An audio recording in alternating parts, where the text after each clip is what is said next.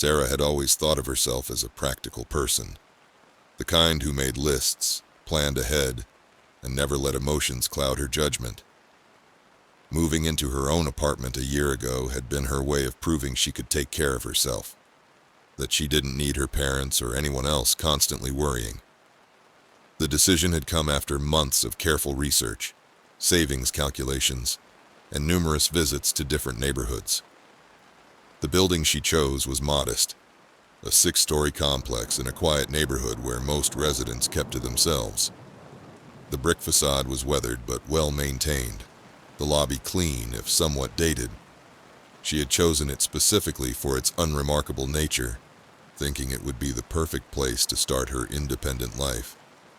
Even her parents had approved, her father noting the solid security doors, and her mother commenting on the respectable-looking neighbors they'd seen during their visit. But over the past few weeks, strange things had started happening. Little things at first, so subtle she almost didn't notice them. A chair slightly out of place, the feeling of being watched while doing dishes at her kitchen window, the sound of footsteps that seemed to stop whenever she did. Sarah began to wonder if she'd made a mistake, if her desire for independence had led her into something darker than she'd anticipated. It began innocently enough, as most nightmares do. A few weeks ago, her landlord sent an email warning residents about an increase in break-ins in the neighborhood. The message appeared in her inbox on a Tuesday morning, sandwiched between work memos and shopping newsletters. Nothing alarming, just a reminder to double-check locks and not to let strangers into the building. The email mentioned incidents in nearby complexes, though the details were vague.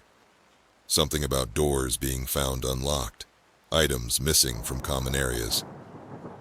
Being on the 4th floor had always made Sarah feel somewhat secure, high enough to be away from street-level threats, but not so high as to be isolated at the top. But something about that email stirred an unease she couldn't shake, like a shadow glimpsed from the corner of your eye. So, out of caution, she decided to install a peephole camera. It was a small, basic model she bought online after reading dozens of reviews and comparison articles.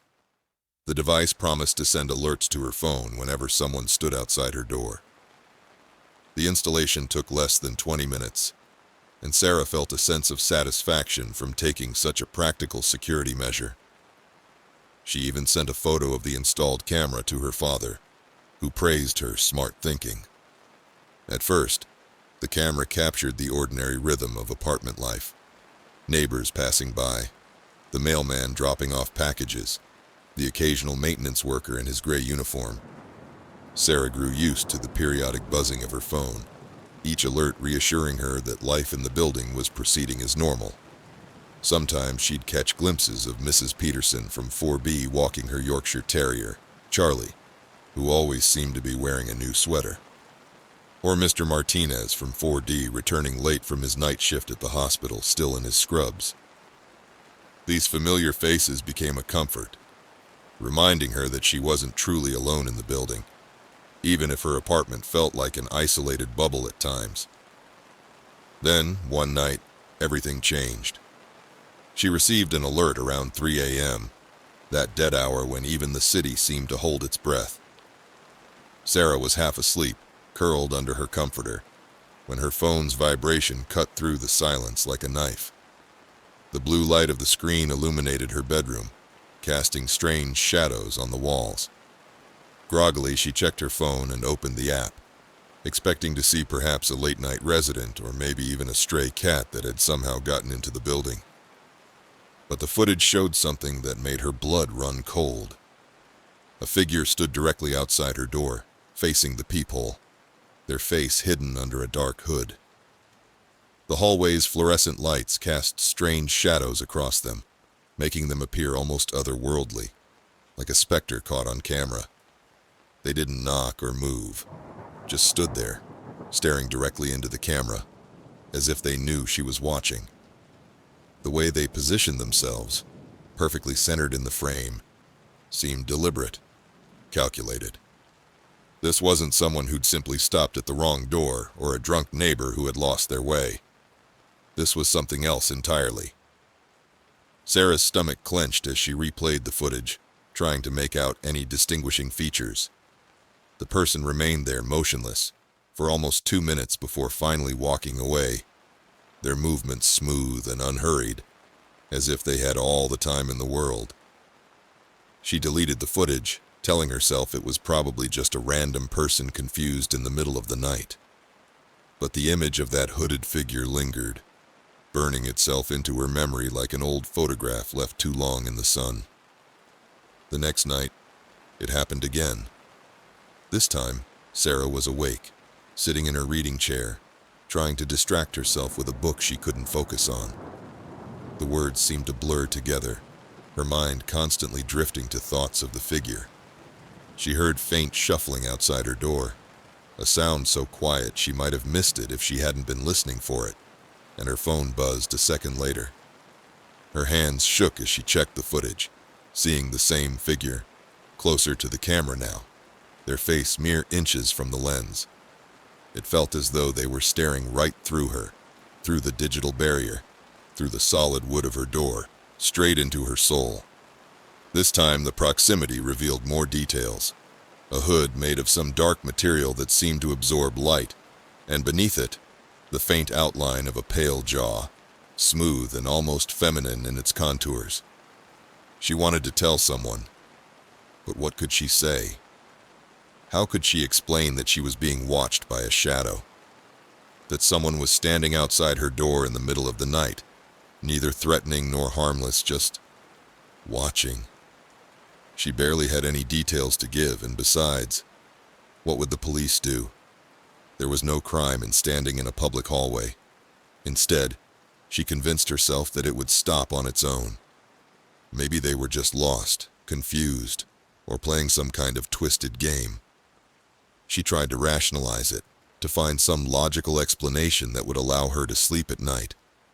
But 2 nights later, it escalated, shattering any hope of normalcy.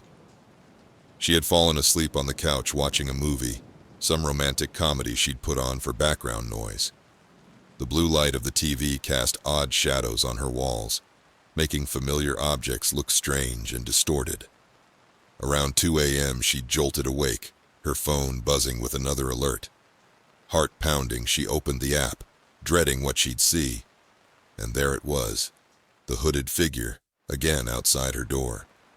But this time, they held something up to the camera, a crumpled piece of paper. Through the grainy footage, she could make out the words scrawled across it. "I can see you too." Sarah dropped her phone, feeling a chill wash over her entire body. They knew she was watching. They were playing with her, acknowledging the twisted connection between them through the very device she'd installed for protection. The irony wasn't lost on her. Her security measure had become a channel for terror, a way for this stranger to reach directly into her life. She wanted to call the police, but her voice caught in her throat. What could she tell them? That someone was leaving her notes in a public hallway? That they were standing still in a space they had every right to be in? She sat there, heart hammering, watching the door, terrified that at any moment it would creak open. Every sound in the apartment became amplified. The hum of the refrigerator, distant traffic, the faint settling of the building. Each one could be footsteps, could be someone trying to get in. The next morning, she went straight to the building manager, Mike. She found him in his tiny office off the lobby, surrounded by maintenance requests and outdated tenant files. She told him everything, how someone had been outside her door at night, leaving messages. He listened, but his expression was skeptical, that patronizing look she'd grown accustomed to as a woman living alone. "Are you sure it wasn't a friend playing a prank?" he asked, barely looking up from his desk, his coffee mug leaving rings on whatever paper he was pretending to read.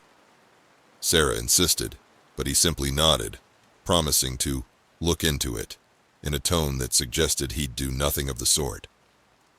She left feeling humiliated, like she'd overreacted, just another young woman jumping at shadows. But the alerts didn't stop. The growing dread continued to fill her apartment like thick fog, seeping into every corner, every moment of her day. The visits persisted, almost nightly, always around 3 a.m., that witching hour when the barrier between reality and nightmare seemed thinnest. Sometimes the figure stood there for only a few seconds. Other times, they lingered for minutes, perfectly still, waiting, as if expecting her to react. They never knocked, never spoke. But one morning she opened her door to find a small silver key resting on her doormat, identical to her apartment key, down to the slight wear mark on the edge where it caught on her keyring. Sarah backed away, fear crawling up her spine like ice water. How had they copied her key? When had they gotten close enough to make an impression? She picked it up with shaking hands, locking her door and checking the peephole obsessively. The hallway was empty, but it no longer felt safe. That space beyond her door had become alien territory, hostile and threatening. She didn't sleep that night. Every creak, every gust of wind felt like a threat. Shadows seemed deeper, more menacing, as if they could hide someone, or something. She lay in bed, clutching her phone, ready to call for help at the slightest sign of trouble. The hours dragged by, each minute stretched thin with tension. Finally, around 4 a.m., her phone buzzed. With dread, she opened the app and saw the familiar grainy footage. The figure was back, but this time, they did something different. They raised a hand and gently, almost lovingly, stroked the doorframe. The gesture was intimate, possessive, like a lover's caress. Then they leaned in, so close she could make out the shape of their lips as they whispered something. Just a soft, hoarse sound that sent chills down her spine. The camera's microphone barely picked it up, but the words seemed to echo in her mind. And then, as if sensing her terror, they held up another note. This one read, "Let me in." The handwriting was neat, almost beautiful, which somehow made it more terrifying. This wasn't the work of some random vandal or confused drunk. This was deliberate, calculated, personal. Someone who took their time, who planned each move, each message. That was it. She couldn't take it anymore. The fear had become a living thing, squeezing tighter each day, making it hard to breathe, to think, to live. The next day, she installed new locks, adding a bolt to the door with shaking hands. The hardware store clerk had asked if she needed help installing them, but Sarah couldn't bear the thought of letting anyone else into her space. She stopped sleeping at night, instead sitting up with every light on, listening for signs of their return. The darkness outside her windows felt alive, pregnant with malevolent possibilities. For a few nights the alerts stopped, and she started to believe it was over, that they had perhaps grown bored and moved on. But then, she found the note. It was taped to the wall just outside her door. "I know where you sleep." The words seemed to pulse in the harsh hallway light, a simple message that spoke volumes about how much they knew, how close they'd gotten. She spent that night curled in a corner of her bedroom, clutching her phone and waiting for the next alert, knowing it would come but hoping desperately that it wouldn't. But then, she found the note. It was taped to the wall just outside her door. "I know where you sleep." The words seemed to pulse in the harsh hallway light, a simple message that spoke volumes about how much they knew, how close they'd gotten. She spent that night curled in a corner of her bedroom, clutching her phone and waiting for the next alert, knowing it would come, but hoping desperately that it wouldn't. Finally, just before dawn, her phone vibrated with a new notification. She didn't want to look, but some primal need to know urged her on. The camera feed showed her hallway, empty but with the camera itself angled downward, as if someone had touched it. Then, as she watched, the screen flickered, and a hand reached toward the lens. A pale, slender hand with fingers that moved with deliberate grace. The feed cut to black, leaving her alone in the silence of her apartment. Numb, she stared at the blank screen. The camera that had been her window to the world was gone, leaving her blind to whatever waited outside. She must have fallen asleep out of sheer exhaustion because, when she awoke, the apartment was dark, the silence thick and oppressive. Suddenly she heard it, a soft rhythmic tapping. Tap, tap, tap. It was coming from the peephole, each tap slow and precise, like a countdown. Sarah rose from the couch, feeling her legs tremble beneath her. She forced herself to the door, pressing her eye to the peephole, knowing she shouldn't but unable to resist. The hallway was empty, the fluorescent lights casting their sickly glow on vacant space. But then she saw it, a faint smudge on the outside of the lens, like someone had pressed their lips against the peephole, leaving behind a perfect impression. She stumbled back, a scream caught in her throat, her apartment now feeling like a cage rather than a sanctuary. Frantically, she dialed 911, her voice shaking as she tried to explain what was happening. The police arrived minutes later, but they found no sign of her stalker, no evidence of the terror that had been building for weeks. They took her statement and assured her they'd keep watch, their words hollow in the empty hallway.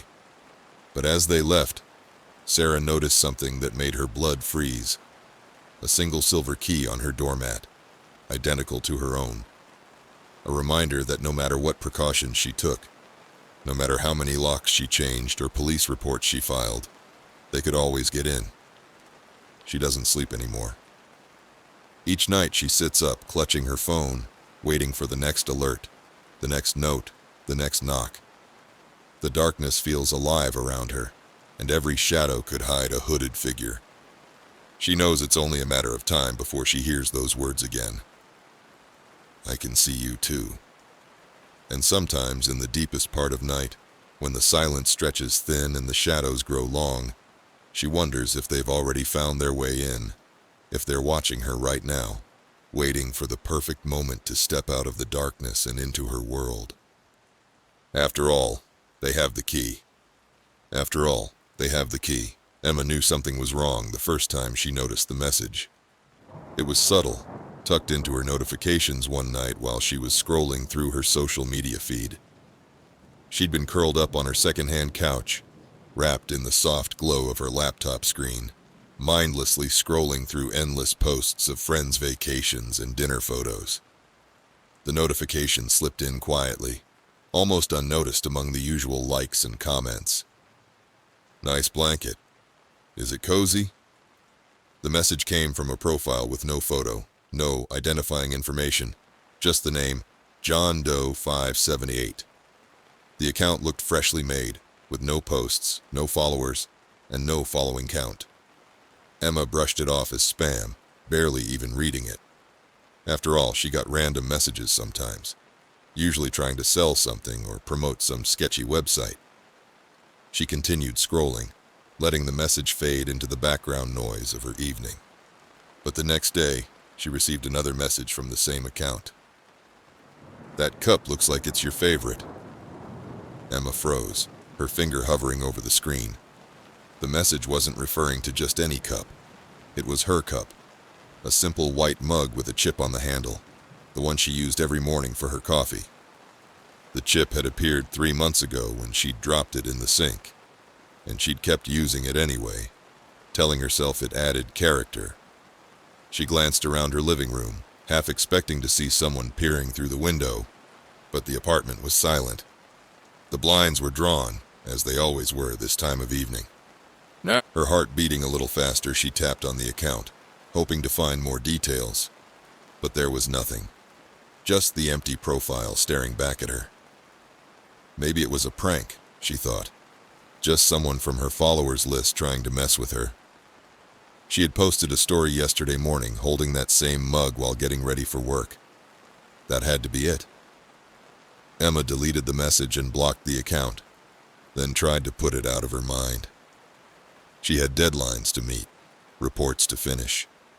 She couldn't let herself get distracted by what was probably just an internet troll. But by the next night, she'd almost forgotten about it. The incident had faded into the background of her busy day, lost among meetings and email chains and lunch with coworkers. She'd settled back into her routine, feeling silly for having been spooked at all, until another message arrived. "Blue's definitely your color." This time her stomach tightened into a knot. She'd just taken a picture in her blue hoodie and posted it in her story. It was only visible for the past hour, but this account seemed to know immediately. The hoodie was new. She'd bought it just last weekend, hadn't even removed the tags until this morning. Emma clicked on her story to see who's viewed it, expecting to find the same John Doe 578 account. But it wasn't there. The list of viewers showed only her regular followers, people she knew. She glanced around her apartment, feeling a sudden chill despite the warmth of the evening.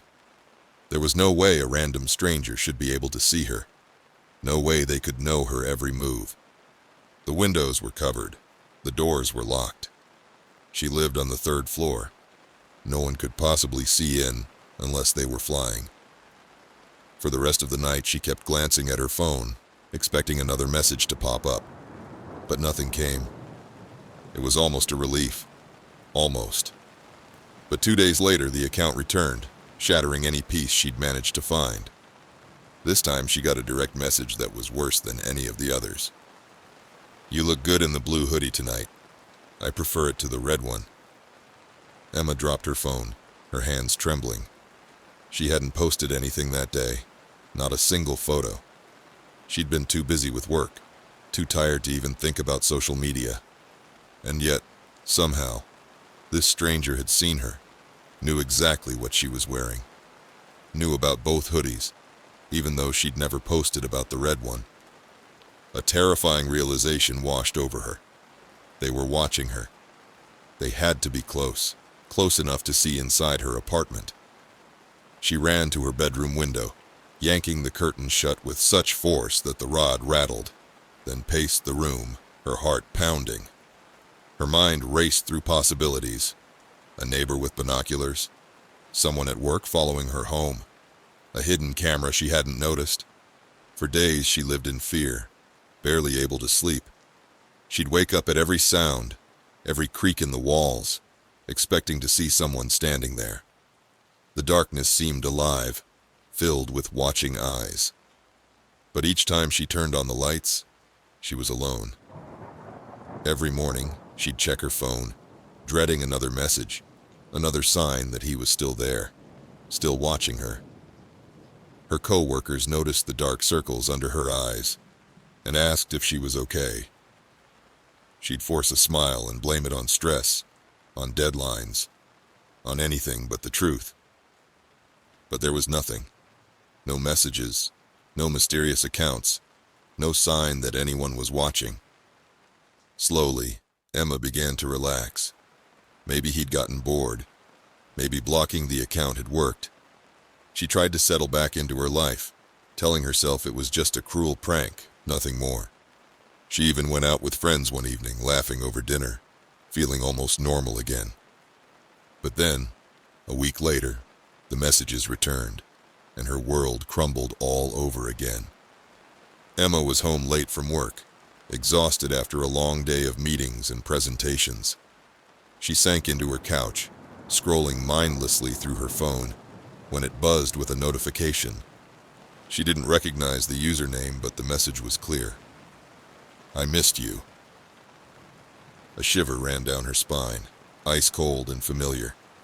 She tapped on the profile, but again it was empty. No photo, no name, no identifying information. Just another ghost in the digital world. She deleted the message, refusing to let herself spiral back into fear. But a few minutes later, her phone buzzed again. "Missed seeing you in your blue hoodie, Emma." Her blood ran cold. They'd used her name. Not her username, not some generic greeting, but her actual name. The one thing she'd never posted publicly. She looked around her living room, feeling suddenly exposed. The walls seemed thinner, the windows more transparent. She tried to convince herself it was a coincidence. that maybe someone at work had decided to play a prank. But deep down, she knew it was more than that. This was personal, intimate in a way that made her skin crawl. Her heart pounded as she checked the doors and windows, making sure every lock was secure. She even pushed her heavy bookshelf in front of the door, though the effort left her arms shaking. But even in the safety of her apartment, she felt no relief. There was only a sick, gnawing feeling in the pit of her stomach, a sense that no matter how secure she thought she was, he was always watching. That night, she barely slept. Every shadow seemed to move. Every sound echoed like footsteps.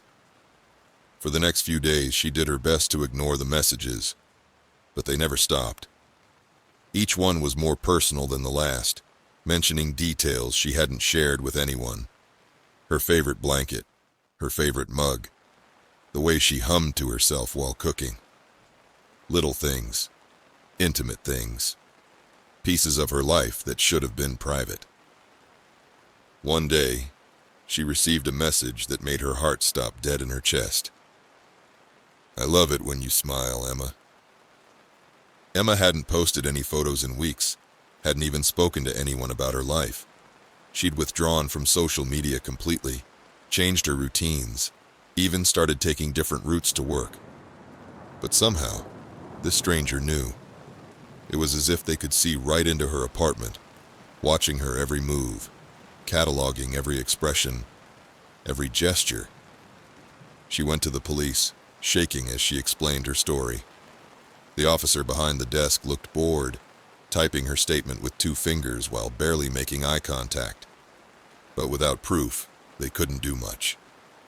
"Just ignore it," they told her, their voice tired and dismissive.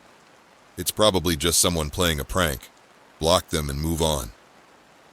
Emma knew it was more than a prank. She could feel it every time she glanced at her phone, every time she felt the invisible eyes following her. But no matter what she did, the messages kept coming. Each one more intimate than the last, each one proving that he was getting closer. Then, one night, she received the message that broke her completely. "Come to the window." Her heart froze in her chest. She stared at the message, not daring to breathe. For a moment she considered ignoring it, pretending she hadn't seen it. But curiosity got the better of her, that morbid need to know, to confirm her worst fears. She inched toward the window, pulling back the curtain just enough to peer outside. The street was dark and empty, lit only by the sickly yellow glow of street lamps. But then she saw him. A figure stood across the street, half hidden in the shadows, watching her. He didn't move, didn't speak, just stood there, his face obscured by the hood of his jacket. Even in the darkness, she could feel his eyes on her, burning through the distance between them. Her phone buzzed again. "I knew you'd look." Emma dropped the curtain, her heart racing so fast she thought it might burst. She backed away from the window, trying to calm herself, but her hands were shaking too hard to even hold her phone properly. She grabbed it anyway, dialed the police, and told them everything. Her address, the man outside, the messages that had been haunting her for weeks. They arrived within minutes, sweeping the area with flashlights and stern expressions. But by the time they arrived, the figure was gone. They searched the street, knocking on neighbors' doors, but no one had seen anything. The police took her statement and assured her they'd keep an eye on the area, but their words rang hollow in the empty night. The minute they left, Emma knew he would be back. She could feel it in her bones. She tried everything, changing her routine, taking different routes to work, deleting all her social media accounts. She bought new curtains, thicker ones that no light could penetrate. She installed security cameras, motion sensors, anything that might give her warning. But no matter how careful she was, the messages continued, each one more personal, more invasive than the last. "I saw you last night, Emma. You look tired. Maybe sleep earlier. The blue looks better than red. You were right to choose it today." One day, she received a note slipped under her door. It was a photograph, a grainy, black and white shot of her sleeping, bundled under her favorite blue blanket. Her eyes were closed, her face peaceful, unaware of the intrusion. She could almost pretend it was just a random photo, something she'd taken herself, except for one thing.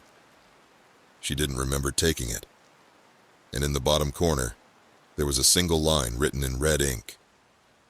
"I'll be closer tonight." Emma's heart pounded as she scanned the empty hallway outside her apartment. The carpet showed no footprints. The air was still and undisturbed. She'd barely slept in days, surviving on coffee and fear. But the sight of that photo filled her with a new kind of terror. She knew he was getting bolder, that he was no longer content to just watch from afar. That night, she lay awake, clutching her phone, listening to every sound. The apartment creaked and settled around her, familiar sounds made sinister by darkness. She heard footsteps outside her door, faint and shuffling, like someone trying not to be heard. She held her breath, praying he would leave, but the footsteps grew louder. They stopped right outside her door. Emma lay still, barely daring to breathe. She could hear the faint scrape of metal against wood, a slow, methodical sound that sent chills down her spine, like someone testing a key in a lock. Then she heard it, a soft, almost imperceptible whisper. "I'm here, Emma." Her heart raced as she grabbed her phone, dialing the police with trembling fingers. The whisper continued, the voice low and taunting, seeping through the cracks in her door. "Emma, I can see you."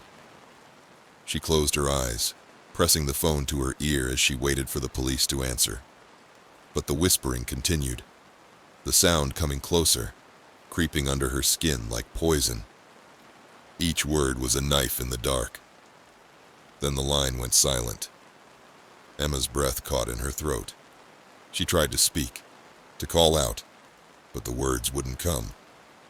She sat there in the dark, the faint glow of her phone illuminating her face, casting shadows that seemed to move on their own. And in that moment, she knew the truth. He wasn't just outside her door. He was already inside. Days later, the police would find her apartment empty, the furniture covered in dust. Her phone lay on the nightstand, its screen cracked, its battery dead. The security cameras showed nothing but static.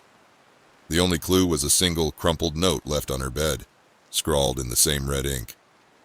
"I'll always be watching, Emma." In the weeks that followed, her friends would post missing person flyers. Her family would make tearful pleas on local news. But Emma was gone, vanished into the digital darkness where she'd first encountered her stalker. And somewhere, in the shadows of the internet, a new account appeared. Emma Watches 479. "Nice profile picture. You look cozy tonight." I'm not the type to get paranoid. Never have been. My friends used to tease me about how predictable I am.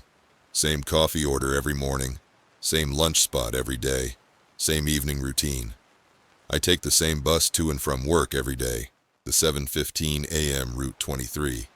Sit in the same seat near the window in the back third of the bus, and I know most of the people who get on around the same time. There's Sarah, the nurse who always looks tired but manages a smile.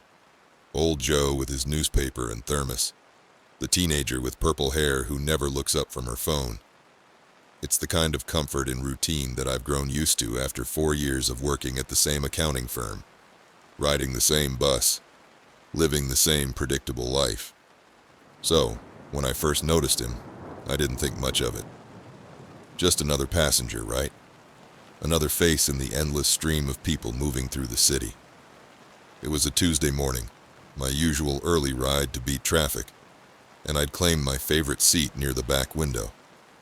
The morning sun was just starting to break through the clouds, casting long shadows across the street.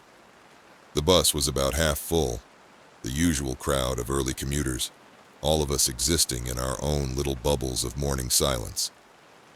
He got on 2 stops after me, This tall guy in a dark wool coat that looks expensive but somehow wrong for him, with one of those calm, blank expressions that seemed almost too focused, too deliberate, like someone trying very hard to look normal.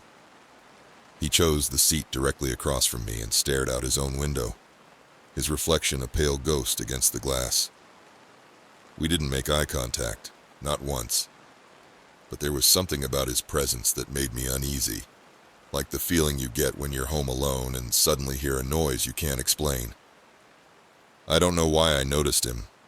There were plenty of other people around, the usual mix of commuters in various states of morning awareness, but he just seemed out of place somehow, too calm, too still, like a painting of a person rather than an actual human being. But I brushed it off. Just another face in the crowd, I told myself. Just another stranger sharing the same slice of morning time.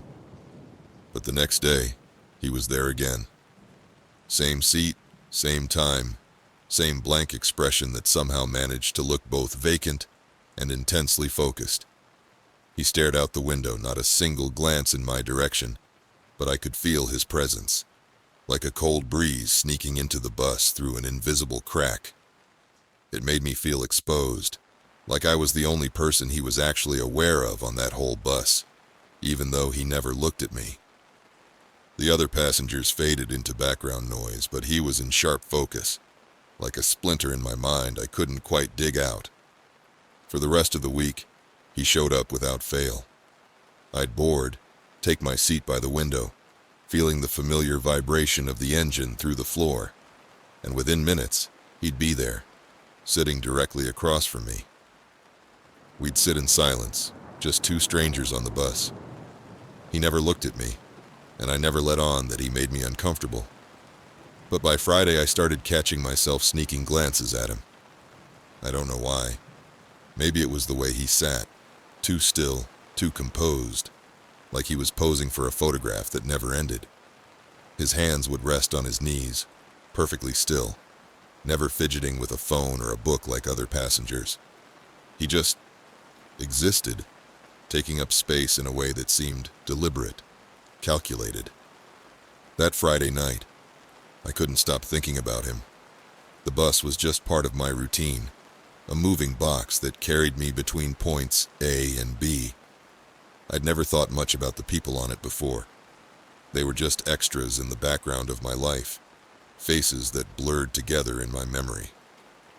But now his face had etched itself into my mind, sharp and clear, like a photograph I couldn't look away from. And then I began to notice a pattern, little details that seemed insignificant on their own, but together formed something unsettling. He was always there, yes, but it was more than that. His coat was always buttoned the same way, his shoes always polished to the same shine. He never carried a bag, never showed any sign of going to or from work. He just appeared, like he materialized out of thin air just to occupy that seat across from me. Monday rolled around, and I told myself to shake it off. People get into routines. They have their own patterns. Maybe he worked nearby. Maybe this was just his commute too. But as I boarded the bus, I felt a spike of anxiety, a flutter in my stomach that had nothing to do with the usual Monday morning dread. Would he be there? Sure enough, 2 stops later, he walked on, took the same seat, and stared out the window. The morning light caught his profile, throwing half his face into shadow. He didn't acknowledge me, didn't look over, but my heart was pounding so hard I was sure other passengers could hear it. I didn't even know what I was afraid of, but it was there, gnawing at me like a hungry animal. And then, he spoke. "I prefer this ride," he said quietly, still staring out the window. His voice was soft but carried clearly over the ambient noise of the bus, like it was meant for my ears alone. My stomach dropped. His voice was unassuming, like he was making a casual observation about the weather. But something about the way he said it made my skin crawl. I forced a chuckle, trying to keep it light. trying to maintain the fiction that this was just normal commuter small talk. Yeah, it's peaceful in the mornings, I guess. He nodded, his face expressionless, still not looking at me. Peaceful, yeah. Just the regulars. Just us. That was all he said. The rest of the ride was silent, but the silence felt different now, charged with something I couldn't name. But after that, I couldn't shake him from my mind. Why would he talk to me after sitting in silence for days? And why, of all people, was he talking to me? The questions circled in my head like hungry birds. The next morning, he was there again. And this time, he wasn't staring out the window. He was staring directly at me. It was just a glance at first. I felt his eyes on me and tried to ignore it, to pretend I hadn't noticed. But it was like trying to ignore a spotlight burning into my skin. But he didn't look away. His gaze was cold, fixed, like he was trying to see through me, past my skin and bones to something underneath. My skin crawled. I forced myself to keep looking straight ahead, heart racing, watching the city scroll past outside my window. Halfway through the ride, he leaned forward, closing the distance between us ever so slightly. I could smell his cologne now, something expensive and subtle that somehow made me think of funeral homes. "Do you always sit here?" he asked, his voice barely a whisper, but it cut through the bus noise like a knife. "Yeah," I said, trying to keep my tone casual, fighting the urge to move seats. "Just habit, I guess." He nodded slowly, his eyes never leaving mine. "I like that. Habits are important. They make us who we are. They tell our story." I didn't respond. My hands were clenched so tightly my knuckles turned white. I could feel my pulse in my fingertips, in my neck, a drumbeat of fear. For the first time, I didn't feel safe on the bus. I felt trapped, caught in this moving box with nowhere to run. When we reached my stop, I practically bolted, not looking back, not caring if I seemed rude or crazy. I took a different route home that night, walking several blocks out of my way just to avoid the bus. The sun was setting, casting long shadows that seemed to reach for me like grasping hands. I didn't want to see him again, didn't want to deal with the gnawing discomfort that had taken root in my chest. But the next morning, I told myself to get a grip.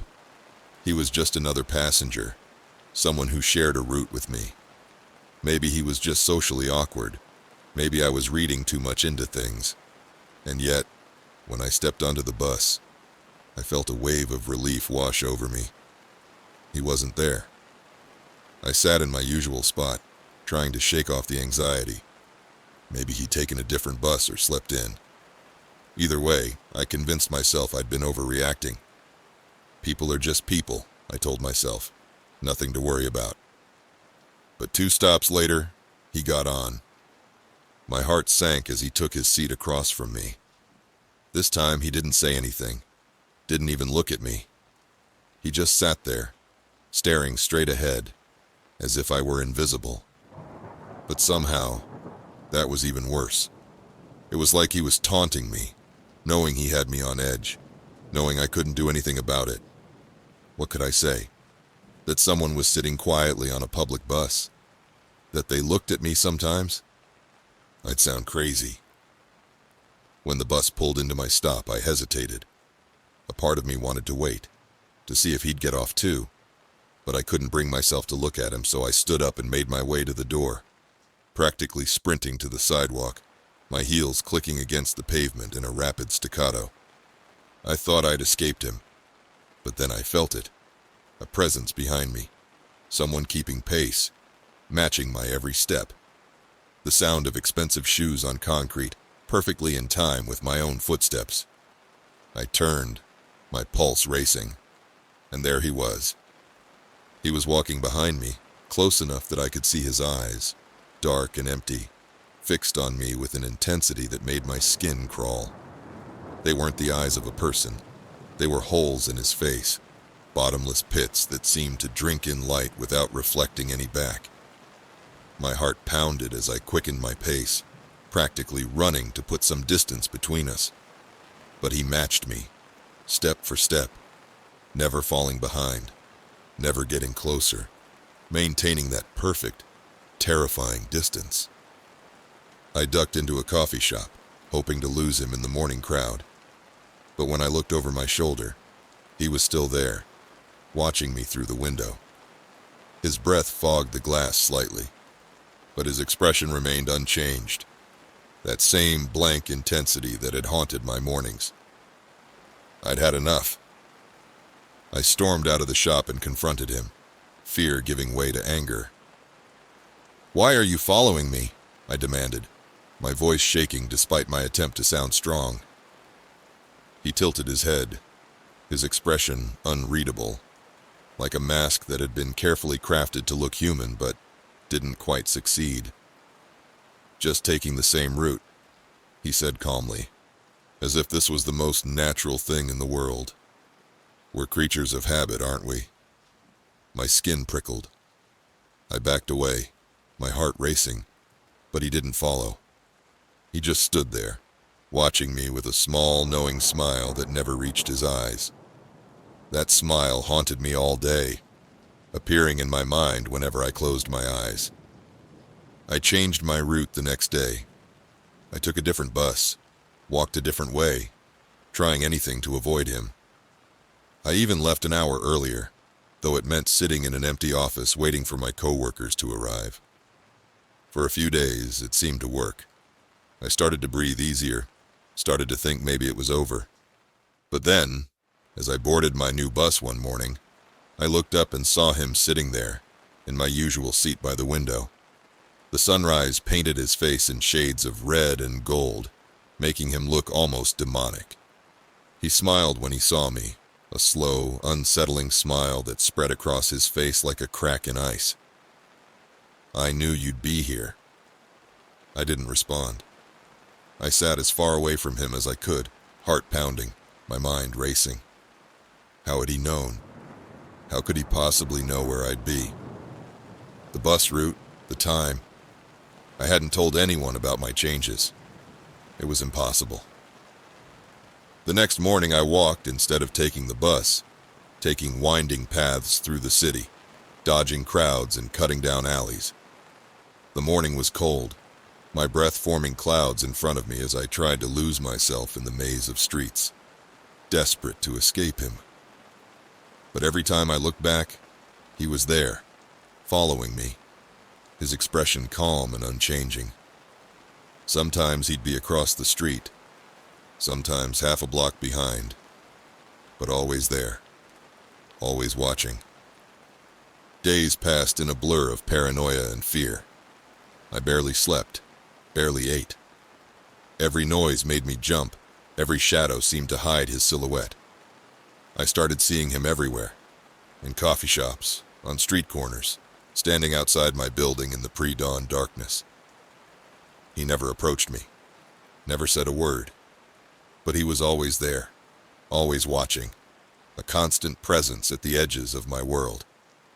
And every night I received a message on my phone, always at exactly 3:33 a.m., always the same.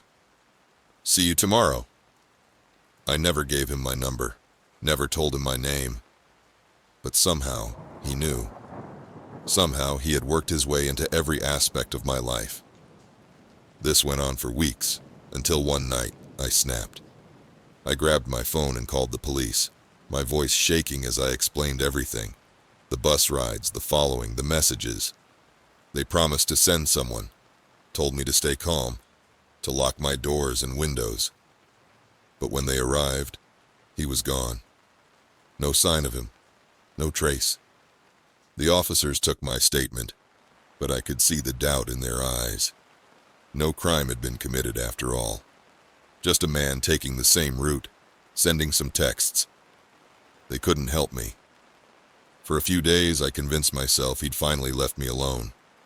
The messages stopped. The sightings ceased. I started to think maybe I had imagined it all, let my fears run away with me. But one morning, as I boarded my usual bus, I glanced out the window. And there he was, standing across the street, smiling that empty smile, his dark eyes fixed on me. He raised a hand in a small wave, then turned and walked away, disappearing into the crowd like he had never existed at all. I thought that was the end of it. I thought he'd finally let me go. But that night, as I sat alone in my apartment, I received a final message. I'll always be watching. To this day, I can't shake the feeling of being watched. Every time I step outside, every time I board a bus, I expect to see him, waiting for me with that same cold smile. I've moved apartments, changed jobs, even left the city for a while. But I know he's still out there, somewhere, always watching, always waiting. Sometimes late at night I catch a glimpse of movement in my window's reflection, a shadow that looks like a man in a dark coat. And I wonder if he ever really left, or if he's been here all along, just waiting for the right moment to step out of the shadows and into my life again. Because the truth is, I have no idea when he'll come back. I just know that he will. As a fitness trainer, I thought I knew everything about health. It wasn't just my job. It was my life, my passion, my way of understanding the world through numbers and metrics and steady improvements. I've spent the last 10 years running, training, and coaching people on how to strengthen their bodies, push their limits, and track every little improvement. My clients called me obsessive, but I preferred detail-oriented. Every workout was logged, every calorie counted, every heartbeat monitored. That's what made me good at my job. But nothing prepared me for the day my own heartbeat would become a source of terror. It started innocuously enough during my usual Sunday morning run.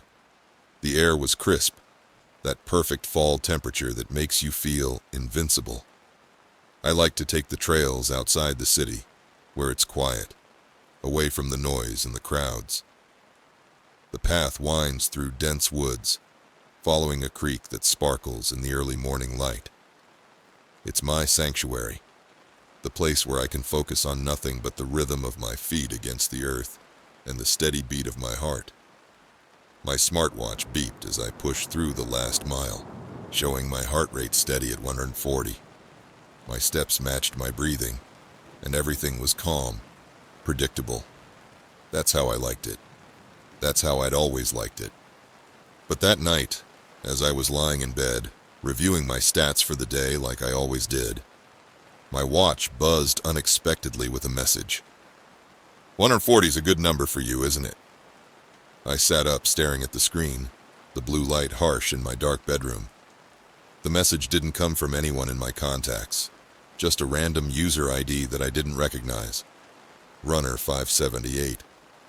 I brushed it off as some glitch or maybe a mistyped number, one of those spam messages that go around. After all, who would be watching my heart rate?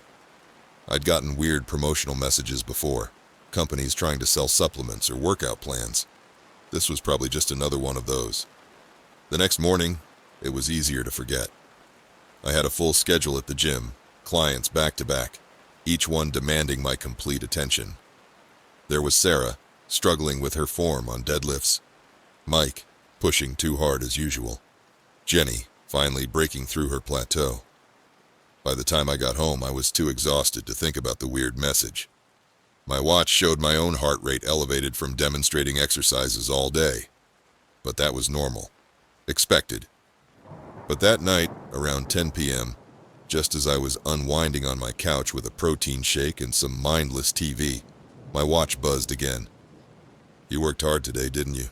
160 BPM is a bit high for you. A chill went down my spine, making me sit up straight. I'd pushed myself hard during the last workout with a client, so I'd expected my heart rate to spike. But only my watch would know that. Only my watch would know the exact numbers, the precise moments when my pulse quickened. Who the hell could possibly know? I checked the user ID again, hoping it would show some kind of details, maybe an email or a linked account. But there was nothing. The user was blank, anonymous, as if they were a ghost in the machine. I went through my privacy settings, checked my sharing preferences, and looked for any sign of a breach. Everything seemed normal, but something felt deeply wrong. I told myself I was overthinking it. Technology messes up all the time. Maybe my data was feeding into the cloud and someone accidentally got connected to it. Maybe there was some social feature I'd enabled without realizing it.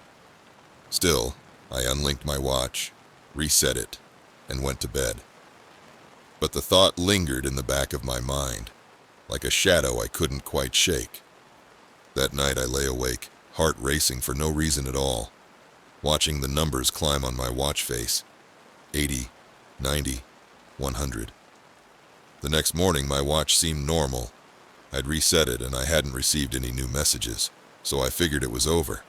Just another tech glitch in a world full of them. I hit the trails early, before sunrise, when the world was still quiet, and the air had that sharp, clean smell that comes just before dawn. But as I was taking my morning run through the same paths I'd run hundreds of times before, my watch buzzed again.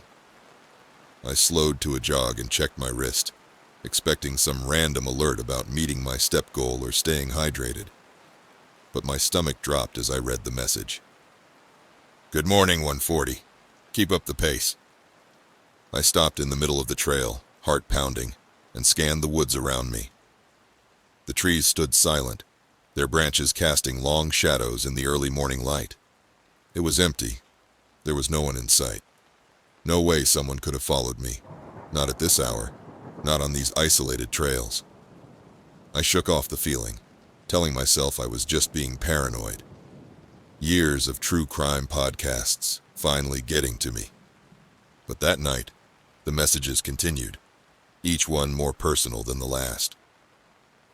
"Nice work, but maybe you're pushing a bit too hard. Your recovery periods are getting shorter." I didn't respond. I didn't know how to. But my heart was racing, and I couldn't shake the feeling of being watched, of being known in a way that felt invasive, violating. For the first time in my life, the numbers that had always comforted me became a source of anxiety. I couldn't sleep, and for the first time in years, I skipped my morning run. The next day, I couldn't ignore the messages any longer. After a long day at work, where I'd been distracted and jumpy, making mistakes I never made, my watch buzzed again with another message from the same anonymous user. 120 BPM while you're just sitting there? Relax. Breathe. Your cortisol levels must be through the roof. I yanked off the watch and threw it across the room, watching it bounce off the wall and land face down on the carpet. I felt exposed, vulnerable, as if someone had reached right through the screen and touched me, placing their hand directly over my heart. The very thing that had given me control over my life, my ability to track, measure, and understand my body, had been turned against me. But the worst was yet to come. The next few days were a blur of paranoia. I tried everything, replacing my watch with a different brand, switching accounts, changing my passwords, even factory resetting my phone. But every night, without fail, the messages continued. They knew every detail. My steps, my routes, my times, even my exact heart rate during each activity. They knew when I was sleeping, when I was working out, when I was stressed. They knew me better than I knew myself. One night I turned off all the lights, locked the doors, and lay there in the dark, hoping that would be enough to stop it. My watch sat in a drawer, powered down, but I could still feel my pulse racing, and could still count the beats in my throat. It wasn't enough. My phone buzzed, and there was another message waiting for me. "Your heart rate is unusually low tonight. Are you afraid? You shouldn't be. Fear isn't good for cardiac health." I stared at the screen, feeling a surge of anger and fear course through me. I typed a message back, my fingers trembling as I typed, breaking my self-imposed silence. "Who are you? How are you seeing my data?" The response came almost instantly, as if they'd been waiting, watching. I know you better than anyone, 140. I know your heart. Every beat, every rhythm, every variation. It's beautiful, really. I threw my phone across the room, adrenaline coursing through me. My heart raced, each beat pounding against my ribs, my chest tight with panic. I wanted to call someone, tell someone what was happening, but I didn't even know how to explain it. How do you tell someone you're being stalked by your own heartbeat? That someone out there knows every flutter, every skip, every racing moment of fear? After that, I couldn't bear to wear my watch. I'd gone years depending on it, tracking my every move, every beat. But now it felt like a weapon against me, like a beacon broadcasting my location, my state, my very existence to someone who meant me harm. I'd catch myself glancing at my wrist, checking my heart rate out of habit, only to remember that I'd left it at home. But that didn't stop the messages. It didn't stop the feeling of being followed, of being monitored at a level so intimate it made my skin crawl. One night I decided I couldn't live like this anymore. I grabbed my phone and called the police, explaining everything in as much detail as I could. They were polite, maybe a little patronizing, but they agreed to send someone over to check things out. I felt a surge of relief, thinking that maybe this nightmare was finally over. But when the officers arrived, they looked at me with polite skepticism, the kind reserved for people they think are losing their grip. "You're saying someone is watching your heart rate?" one of them asked, pen hovering over his notepad. "Yes," I replied, voice trembling. "They know everything. My runs, my resting heart rate, my daily patterns, everything." They glanced at each other, clearly unimpressed. One officer suggested that maybe I'd been hacked, that I should contact the device manufacturer. I agreed, desperate for any kind of action, any kind of help. But after they left, their patrol car's lights fading into the distance, the messages continued. That night, as I lay in bed, my phone buzzed one last time. "Don't try that again, 140. I'll know. I always know." I didn't sleep after that. I could feel my pulse racing, the rapid thump-thump of my own heart betraying me with every beat. And in that moment, I realized it wasn't just my watch they were tracking. This was deeper, more personal. They knew me, inside and out. They knew my habits, my routines, my heart's every secret. And they weren't going to stop. The next day, I avoided my usual trails, taking random streets, dodging through back alleys, trying anything to lose this invisible predator. My heart rate spiked with every corner I turned, every shadow I jumped at. But that night, as I was getting ready for bed, I caught a glimpse of something outside my window. A figure stood across the street, half hidden in the shadows of a streetlight, staring up at my apartment. Even from a distance, I could see the faint blue glow of a smartwatch on their wrist, pulsing like a tiny heartbeat in the darkness. I backed away from the window, my heart racing so fast I thought it might explode. My phone buzzed on my nightstand. I picked it up, hands shaking as I read the message. "I'm here, 140. Your heart knows I'm here. Listen to it." That was it. I couldn't take it anymore. I grabbed my phone, called my best friend Mark, and told him everything. He must have heard the terror in my voice because he drove over that night, insisting I stay with him until this was over. It was a relief, a chance to finally breathe without feeling watched, without feeling like every heartbeat was being monitored and measured. For a few days I thought maybe I'd escaped. There were no messages, no figure lurking outside my window. My heart rate finally slowed, the feeling of safety creeping back into my life. I even started running again, though never on my old trails, never with any kind of tracker. But last night, as I lay in Mark's spare bedroom, my phone buzzed one last time. "Missed you, 140. We'll catch up soon.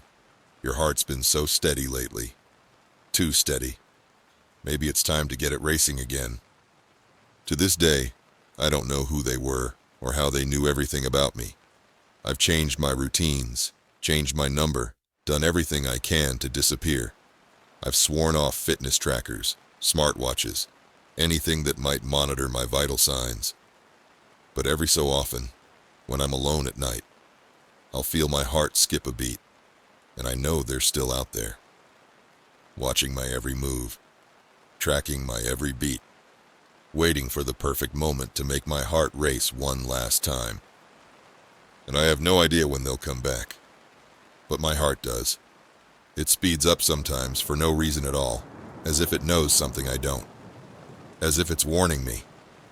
They're still watching, still counting, still waiting. Every beat brings them closer. Sophia loved her work as an event planner. Every detail, every moment, every perfectly executed plan gave her a thrill that nothing else could match. She thrived in the controlled chaos, the creative freedom, and the satisfaction of pulling off a flawless event. Her office walls were covered with photos from her best work: celebrity weddings, corporate galas, charity fundraisers, each one a testament to her ability to create magic out of thin air. But lately, she couldn't shake the feeling that someone was watching her, turning her professional paradise into something darker. It started a few weeks back, right after she'd finished planning a high-profile corporate gala for Tech Solutions, one of the city's fastest-growing startups. The event had been perfect. Crystal chandeliers casting soft light over tables draped in midnight blue silk, champagne flowing freely as executives mingled with investors, soft jazz floating through the air. She was back in her office the next morning, sipping her favorite hazelnut coffee and going over the feedback, feeling that familiar post-event satisfaction. Then she saw it, an email in her inbox with the subject line, "Thank you," from a name she didn't recognize. E. Nolan. "Great event last night, Sophia. You outdid yourself. So beautiful in that blue dress, too. I couldn't take my eyes off you." She blinked, scrolling up to read it again, her coffee growing cold beside her keyboard. The email was brief, a single sentence that left her both flattered and unsettled. The compliment seemed innocent enough, but something about the phrasing made her skin prickle. E. Nolan wasn't on the guest list. She'd reviewed it personally, multiple times, as she always did. She'd never seen that name anywhere in the planning documents. She checked her database, her client list, and even the corporate employee directory from Tech Solutions. Nothing. Not a single trace of anyone named E. Nolan. She shrugged it off, assuming it was some +1 who'd managed to slip past the security check-in. Events often had one or two phantom guests, people who showed up but were either uninvited or unaccounted for. It happened, especially at corporate events where last-minute additions were common. Still, the message left her with a strange feeling she couldn't shake, like a shadow glimpsed from the corner of your eye. Days went by without another word from E. Nolan, and Sophia returned to her usual routine: client meetings, venue tours, vendor negotiations. But at the next event, a high-profile launch party for a luxury skincare line, she found herself scanning the crowd, almost expecting to see someone watching her from the shadows.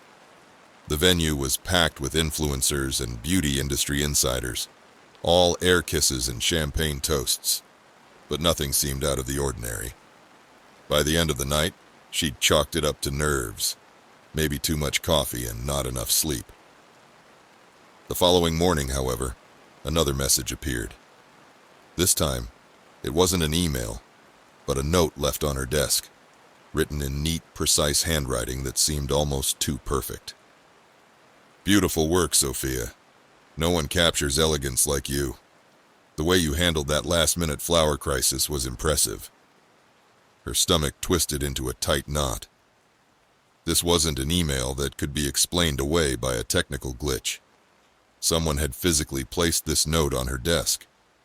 She kept her office locked when she wasn't there, and only her assistant Dinah had a spare key. The flower crisis had been minor, a late delivery that she'd solved with a quick call to another vendor, but she hadn't mentioned it to anyone except her team. "Dina, "Did you see anyone in the office after I left last night?" she asked her assistant, trying to keep her voice casual as she leaned against the doorframe of Dina's workspace. Dina shook her head, looking confused, her red-framed glasses sliding down her nose. "No, it was quiet after you left. Just me and the cleaning crew. Why? Is something wrong?" Sophia didn't press further, but she couldn't ignore the chill creeping up her spine. Whoever E. Nolan was, they weren't just admirers. They were in her space, watching her, and they wanted her to know it. The thought made her feel exposed, vulnerable in a way she'd never experienced before. As the weeks went on, Sophia continued to receive messages, each more invasive than the last. She'd find notes slipped into her event binders, her files, even her personal bag once. They'd comment on things she'd done or said at events, sometimes intimate details she didn't remember sharing with anyone. The messages showed an intimate knowledge of her work, her habits, her life. One message read, "You have the most beautiful smile when you laugh at the bar. The way you tilt your head back slightly, the way your eyes crinkle at the corners. It's captivating." Sophia felt a mix of dread and irritation as she crumpled the note in her fist. She'd laughed at the bar at her last event, sharing a joke with the bartender during a quiet moment, but she hadn't told anyone about it. She hadn't even realized anyone was watching. The idea that someone had been observing her so closely, knowing her personal habits and expressions, made her feel exposed in a way that went beyond simple discomfort. She confided in her friend Natalie over lunch, her salad untouched as she described the messages. Natalie's face grew serious as she listened, her fork pausing halfway to her mouth. "Soph, this isn't normal. You need to go to the police," Natalie insisted, reaching across the table to squeeze her hand. "This person is stalking you." But Sophia wasn't ready to take that step. She wanted to believe it was a coincidence, that it would stop on its own. After all, what would she tell the police? That someone was leaving her nice notes? That they watched her at public events? It sounded ridiculous, even to her. It didn't stop. If anything, it got worse. At her next event, a lavish charity gala at the Riverside Hotel, Sophia was more on edge than ever. The grand ballroom sparkled with thousands of tiny lights, like stars brought down to earth, but she couldn't appreciate their beauty. She couldn't focus, couldn't relax, constantly scanning the crowd for any unfamiliar faces. She worked the room as usual, greeting guests, overseeing the staff, but every time she turned around, she felt eyes on her, watching, assessing, knowing. By the end of the night, she was exhausted, her nerves frayed to their limit. But she couldn't go home yet. She still had to lock up, collect her files, and finish her paperwork. The hotel ballroom was empty by the time she was done, the once bustling space now silent and still, the cleanup crew long gone. As she gathered her things, she noticed a single envelope left on one of the tables. Her heart skipped a beat as she approached it, dread tightening in her chest. She already knew who it was from, could feel it in the way her hands trembled as she reached for it. She opened the envelope and found a single line of text, written in that same perfect handwriting. "I loved watching you tonight. See you at the next one. You're even more beautiful when you're nervous." Sophia felt her knees weaken, and she had to grab the edge of the table to steady herself. She scanned the empty ballroom, expecting to see someone lurking in the shadows, but the room was empty, the only movement coming from the gentle sway of crystal chandeliers overhead. She didn't know what to do. She was frozen, caught between fear and anger, her mind racing with questions she couldn't answer. How did he get so close to her? And how had he managed to stay undetected for so long? How did he know which events she'd be working? How did he always seem to know exactly where to leave his messages? She called Natalie again, her voice shaking as she described the note. "I think you're right," she said, sitting in her car with the doors locked. I need to tell the police. Sophia filed a report with the local police the next morning, detailing everything that had happened. The notes, the emails, the messages that always seemed to appear when she least expected them. The officer she spoke to, Detective Martinez, took down her information and promised they'd keep an eye on her events, but she could see the doubt in his eyes. It's hard to track someone with no solid information, the detective explained, his voice gentle but realistic. We'll do our best, but unless this person makes a mistake, there's only so much we can do. Keep documenting everything, and let us know if anything escalates. Days passed without another note. Sophia thought she was finally free. She even started to let her guard down, allowing herself to enjoy her work again, to lose herself in the excitement of planning and hosting. She threw herself into organizing an upcoming wedding, grateful for the distraction of seating charts and flower arrangements. But at her next event, as she was reviewing the guest list one final time, she noticed a name that hadn't been there before. E. Nolan. Her heart raced as she checked with her assistant, Dina, who insisted the guest list was locked, that no one could add a name without her permission. But the name was there, staring back at her like a threat, like a promise. Sophia scanned the room throughout the evening, but there was no one she didn't recognize, no mysterious figure lurking in the shadows. She spent the entire event on edge, dreading every glance, every accidental brush of a stranger's hand. The usual joy she found in her work had been replaced by constant anxiety, a gnawing fear that turned every moment into a potential threat. When she returned to her office that night, another note was waiting for her on her desk. You looked for me, didn't you? I saw you scanning the crowd. You're getting better at hiding your fear, but your eyes give you away. They're so expressive. Sophia felt a cold sweat break out across her forehead. She sat down heavily in her chair, her hands trembling as she read the note again, trying to understand how he was always one step ahead, how he managed to get into her office without being seen. The security cameras showed nothing. The cleaning crew saw nothing. Yet somehow he was always there, always watching. She installed new locks, updated her security system, even hired private security for her next event. But E. Nolan was relentless, always finding a way to slip through her defenses, always leaving a note just when she thought she was safe. It was like trying to catch smoke.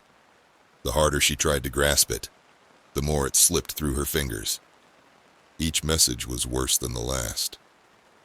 One night she received a photograph of herself at her desk, working late, a shadow in the background just barely visible. The message read, "Closer than you think.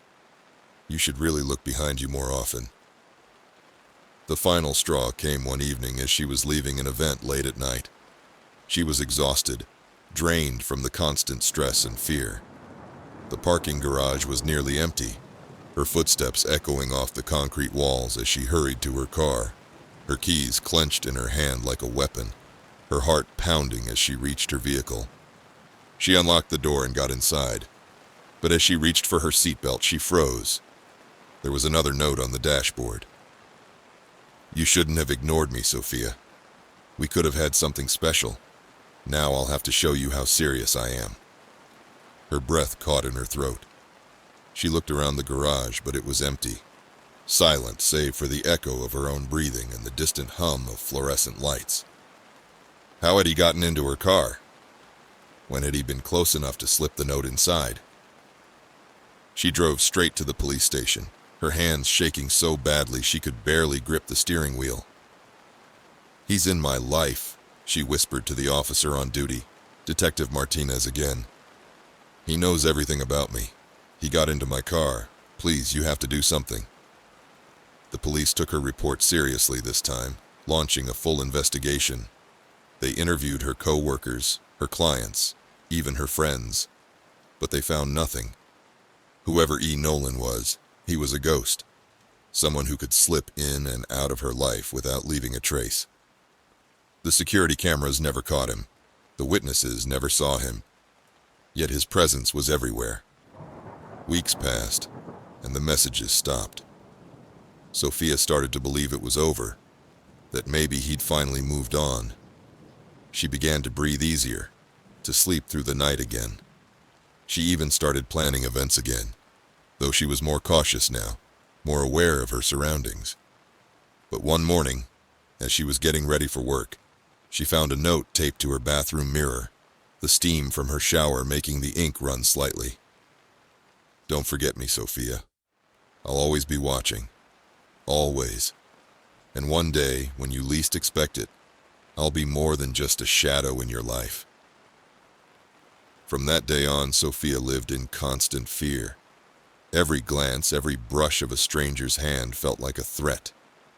She never found out who E. Nolan was, but his presence haunted her, a shadow she could never escape.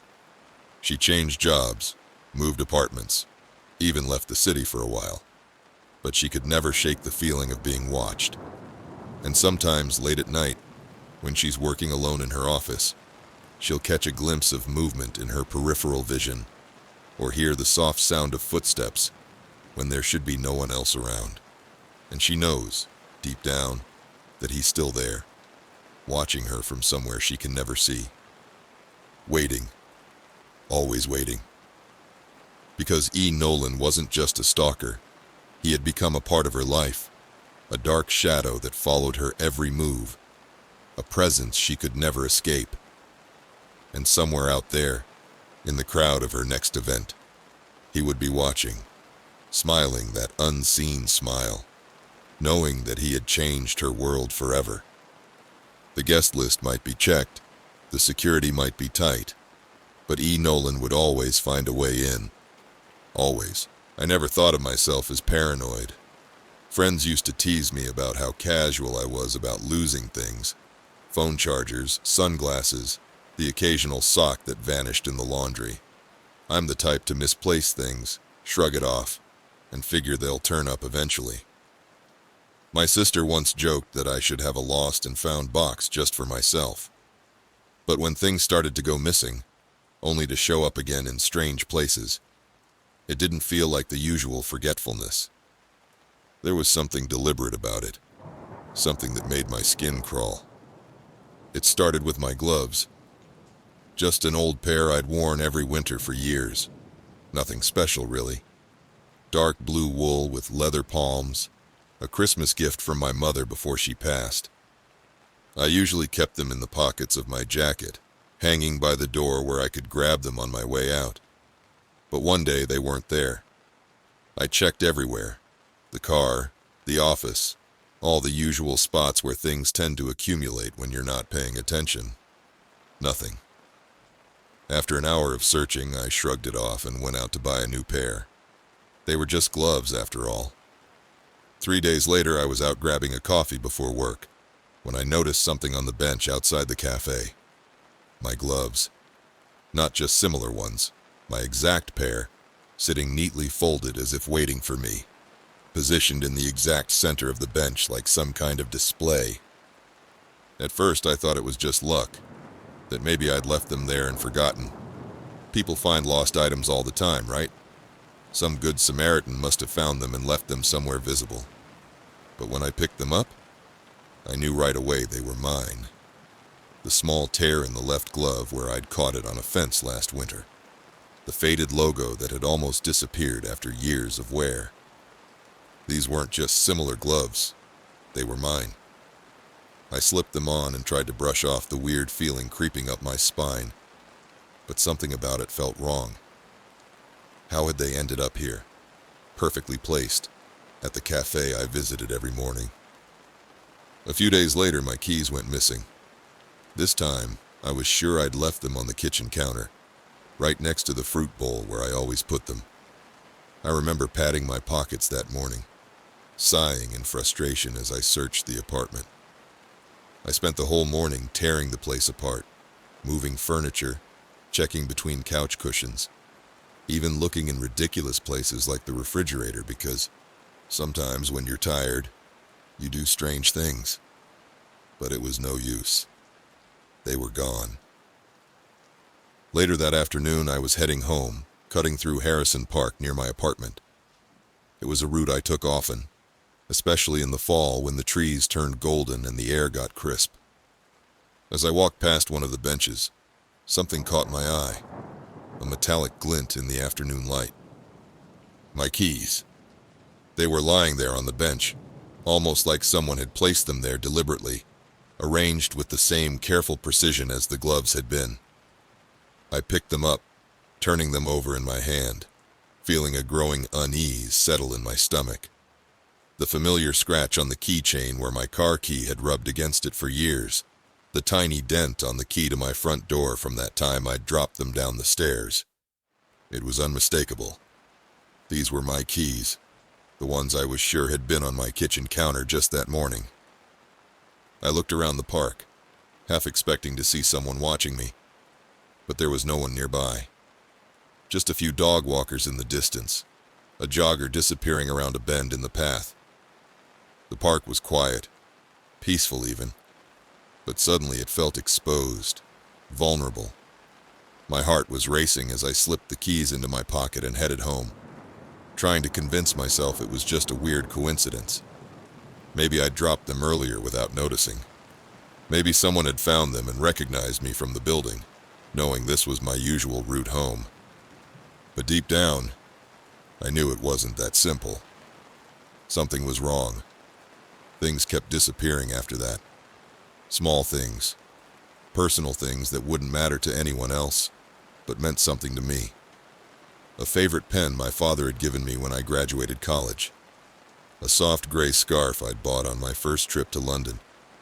Even a dog-eared copy of The Great Gatsby that I'd been reading, with all my notes in the margins.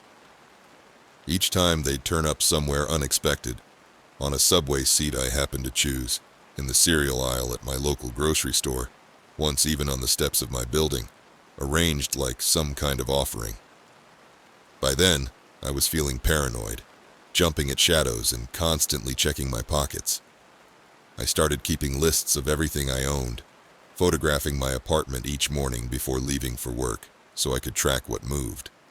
I checked the locks on my doors obsessively, making sure the windows were latched, triple-checking every place I kept my things. But it didn't matter. No matter how careful I was, something else would always go missing, only to show up later in some strange location that seemed chosen specifically for me to find it. One morning, my wallet vanished.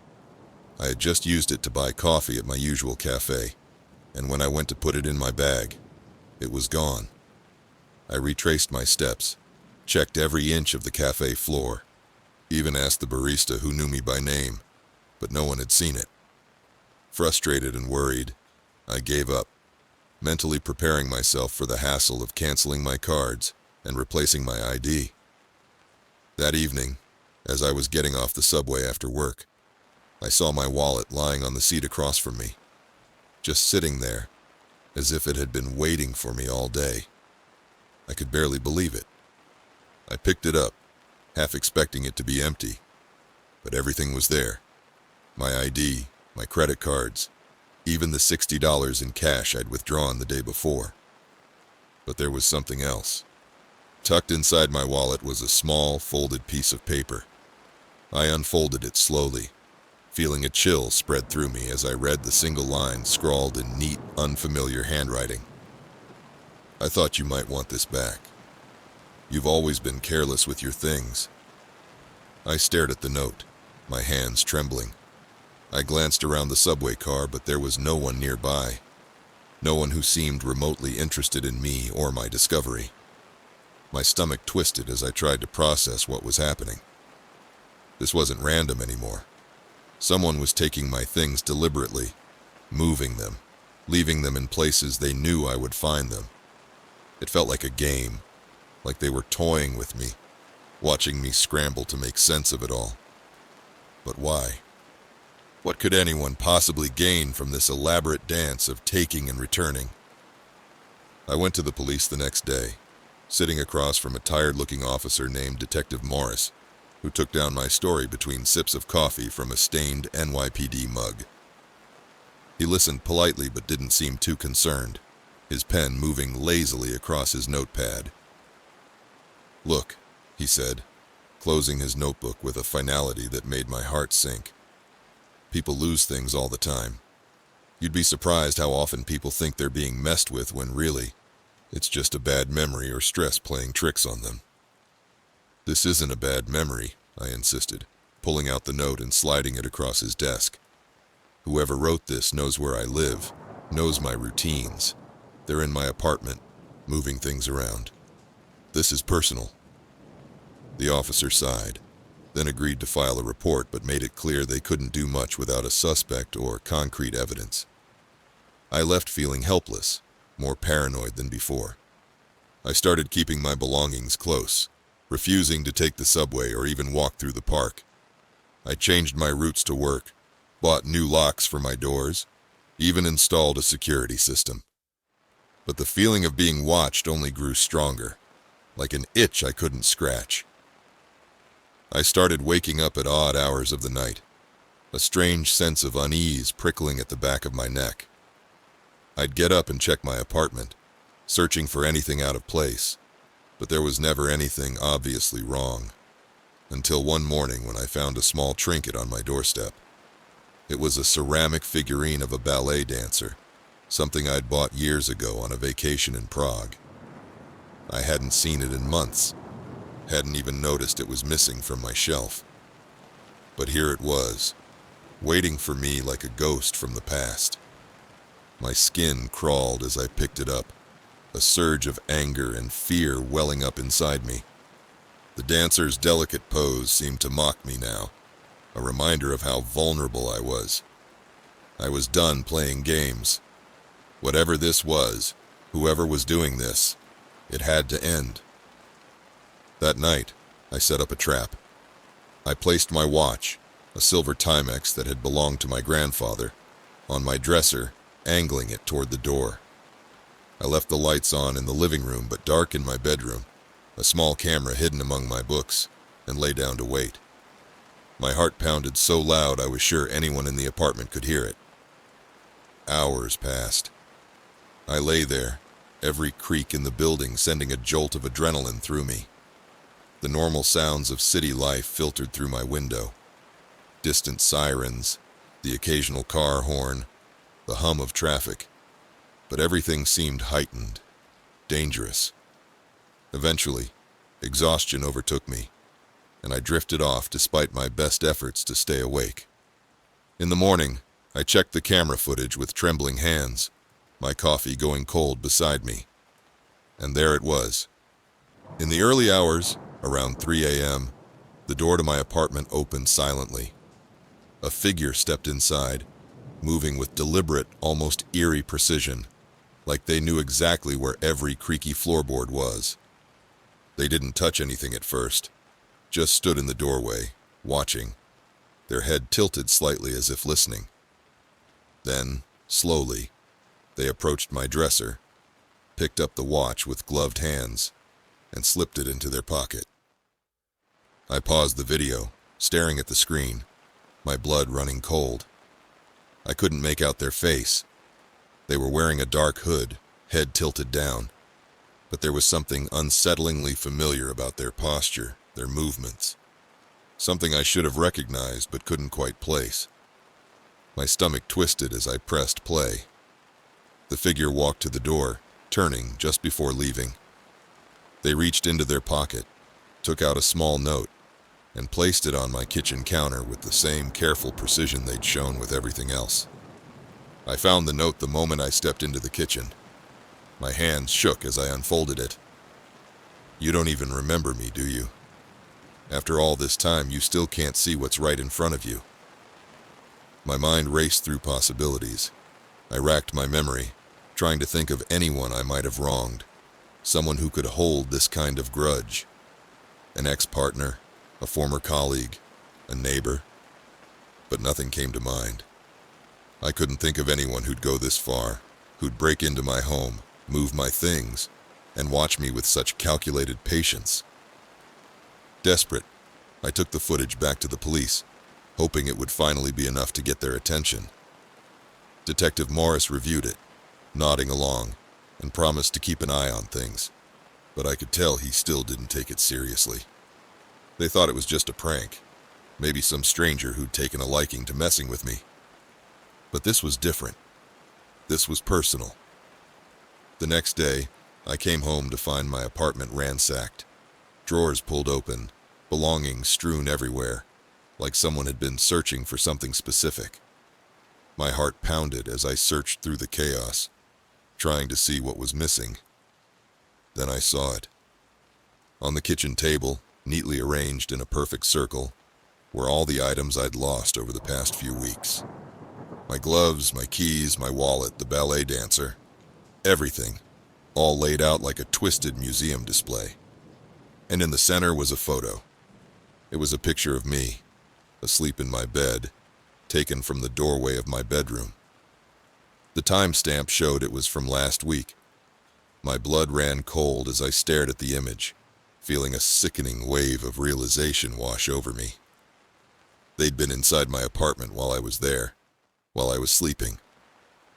How many nights had they stood there, watching me, taking pictures? How long had this been going on before I even noticed? My phone buzzed in my pocket, snapping me out of my horror. I fumbled for it, hands shaking so badly I could barely hold it steady as I looked at the screen. A message from an unknown number. I enjoyed our game, but it's no fun if you don't remember me. Maybe next time you'll pay more attention to the things that matter, to the people that matter. That was it. I didn't pack, didn't even turn off the lights. I just grabbed my coat, my phone, and left. I spent the night at my friend Rachel's place, explaining everything in a panicked rush. She believed me, thank God, and helped me find a new apartment in a secure building across town. I moved out the next week, cutting all ties to my old life, changing my number, my email, my routines. I left no trace of where I'd gone. For months I lived in fear, constantly looking over my shoulder, feeling as though I was still being watched. I'd jump every time I misplaced something, wondering if it would show up somewhere unexpected. But the messages stopped. The notes stopped. The disappearances stopped. Eventually, I convinced myself it was over, that whoever it was had moved on or lost interest in their game. But last week, as I was coming home from work, I found something on the doorstep of my new apartment. A single glove. The same one I'd lost all those months ago, with a note tucked inside. My hands trembled as I unfolded it, knowing what it meant before I even read the words. Found you. Did you really think I'd let you disappear? We have so much catching up to do. Now I sit in my new apartment, surrounded by belongings I check compulsively, wondering which one will vanish next. Because I know now, this was never about the things themselves. This was about power, about control, about making me feel vulnerable in my own space. And somewhere out there, someone is watching, waiting, planning their next move in our twisted game of lost and found. I just wish I could remember who.